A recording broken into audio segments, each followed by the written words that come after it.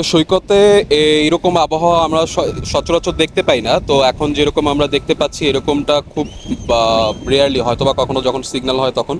তবে নিরাপত্তার ব্যাপারে আমার কাছে মনে হয় যে আমাদের যারা লাইফগার্ড ভাইয়ারা আছেন বা আমাদের ট্যুরিস্ট পুলিশ আছেন তারা আমাদেরকে রেগুলার আপডেট দিচ্ছেন, যেমন সমুদ্রের পাড়ে যাওয়া যাবে না বা বাচ্চাদেরকে নিয়ে সমুদ্রের ভিতরে যাওয়া যাবে না। তারা আমাদেরকে ওইভাবে সময় টাইম টু টাইম আমাদেরকে আপডেট করতেছেন। তো নিরাপত্তা নিয়ে আমরা সন্তুষ্ট, আমরা যারা আছি। আমার ফার্স্ট টাইম এক্সপিরিয়েন্স, এর আগে কখনো দেখা হয় নাই।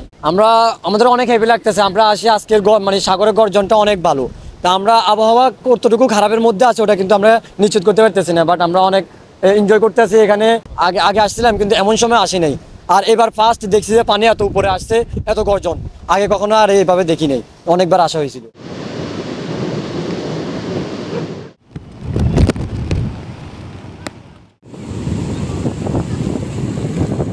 সমুদ্রের এই পরিস্থিতিটাকে আমার কাছে ভয়ঙ্কর সুন্দর মনে হয় অনেক সময়। যে বৃষ্টি, সমুদ্রের পাড়ে বৃষ্টি, প্রচুর গর্জন। এই গর্জনের শব্দটাকে সবাই ভালোবাসতে পারে কিনা যায় না, আমার কাছে খুবই ভালো লাগে। আর নিজেকে নিরাপদ রাখার জন্য পানিতে নামছি না, হয়তো পা ভিজাচ্ছি, কিন্তু এই প্রচণ্ড বাতাসের মধ্যে আমার কাছে ভালো লাগে।